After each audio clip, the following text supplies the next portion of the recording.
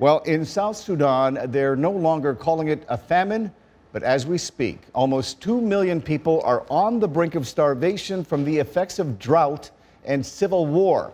According to government and UN reports, an estimated 6 million people, or half the population, are facing the prospects of extreme food insecurity.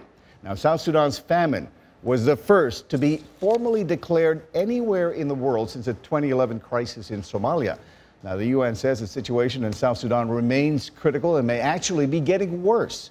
It warns that removing the label of famine does not necessarily mean conditions are actually improving. In fact, hundreds of thousands of South Sudanese have already fled to northern Uganda, which, as we understand it, currently has an open-door policy for refugees. Now, for some perspective on the conditions many civilians are facing in South Sudan and elsewhere in the Horn of Africa, we're joined here in Washington by multimedia correspondent Salem Solomon with VOA's Africa Division. She's been working tirelessly to inform the world about the crisis in so many parts of Africa and, more importantly, to put a human face on the suffering. I thank you so much for joining us again, Salem. Thank you for having me. This is a very important issue. The UN says it's the largest crisis to hit the planet in like more than 70 years. Try to put that into perspective for us. What does that mean to be facing the largest crisis in more than 70 years? What kind of numbers, what kind of suffering are we talking about here? It's very severe, but as you mentioned in your introduction, there's been promising news coming out of Somalia and South Sudan. Reports are coming out saying that famine has been averted in some parts of South Sudan and Somalia. FuseNet, which is a U.S. government body that tracks food insecurity in these places, say that because of aggressive response in places where there's humanitarian access, limitation of humanitarian access, like South Sudan, they've been airdropping food, and also early detection has really resulted in alleviating the situation. That being said, 4 million people in South Sudan have been displaced because of this, and so what that means is that when people are displaced, the severity and the need for food has increased, and so it's not over yet, but it's just the death toll has been able to go down because of this. So we're just talking about South Sudan right now, but in fact, this is a problem that stretches out across many countries in Eastern Africa as well as Southern Africa. That's correct. In Somalia, for instance, 3.2 million people are still at risk. Just this week, we heard promising news, as I said, that famine has been, or looming famine has been, they've been averting because of aggressive response. There's been, but the thing is, malnourished people, kids especially, 350,000 people are still in desperate need of food aid. Northeastern Nigeria is another instance. 8.5 million people who have been displaced because of an insurgent or an extremist group, Boko Haram, have been displaced, and they're in severe need of food aid.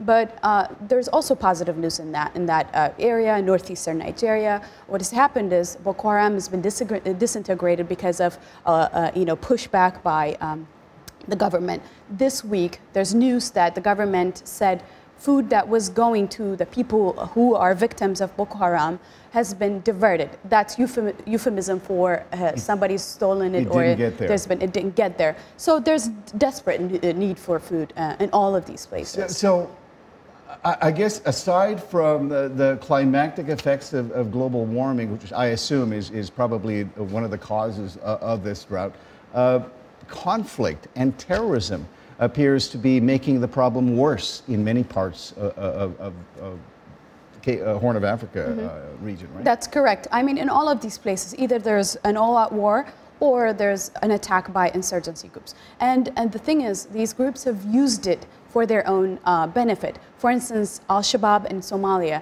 they've been giving food so that they can win the hearts and minds of people who need it most. So they're using this kind of vulnerable situation to win people back. In South Sudan, and unfortunately, not only warring groups, but also government forces have used food as a weapon of war, meaning starving people so that they can come to it. It's horrible. I know you feel very passionate about this issue. what has your Africa service and what have you personally been doing to try to get the message out to people? Do you have information about what's going on there in South Sudan and many of those other countries? Most definitely. So when this event, it's been going on, it's an ongoing issue. Yes, you know, people have been talking about this for a while. Exactly. And so we decided, instead of, on top of the incremental reporting that we were doing, we launched a website, Hunger Across Africa, that is dedicated solely for this subject, so that people can come and see, you know, there's an interactive map that really walks people through what's happening, causes, we categorize things by causes, response, solutions, so that it breaks down. And factors vary from one place to another. You know, armyworms are decimating farms in southern parts of Africa, and if you go to the Horn, you know, weather conditions like El Nino and La Nina have really decimated farms, people who are not really able to farm, farmers who are not able to you know, make ends meet. So people can learn a lot about what's going on and how they can help through your website, project.voanews.com/Africa Drought.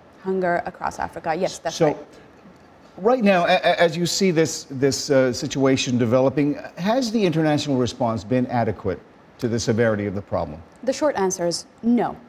Earlier this year, the UN pledged for $6.1 billion, and only since last month or this month, they've been able to raise $2.2 billion. That's not enough. The US has been leading in fact, I was just covering, and they had a subcommittee, congressional meeting about this. They were able, in May, with the leadership of Congressman Chris Smith of New Jersey, and Congresswoman Karen Bass, they were able to pass a bill, $1 billion for famine relief. You were at that hearing on Capitol Hill. Are you more optimistic now than you were before, or less so? Well, the mood, especially now because of the proposed, Trump's administration proposed budget, you know, it really, the mood was not really, you know, of worries. People are worried about that. It's not enough to deal with the severity of the problem. It's not. In fact, the proposed bill, a blueprint, shows that there's going to be 31% cut from U.S. aid, and also eliminating FuseNet, which is the body that really tracks and basically, you know, addresses these issues, and that's been worrisome. But what Congressman Smith told me when I asked him this question is that, you know, the president could pass, this is a blueprint. Congress is the body that decides if. I've got like 10 seconds left. The fact that the United States has withdrawn from the Paris Accord, is that a source of worry?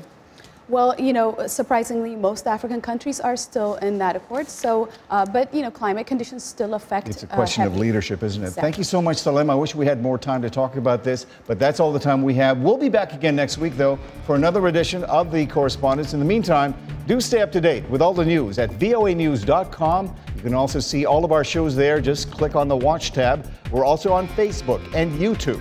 I'm Milar Sega. Thanks for watching. For now, so long from Washington.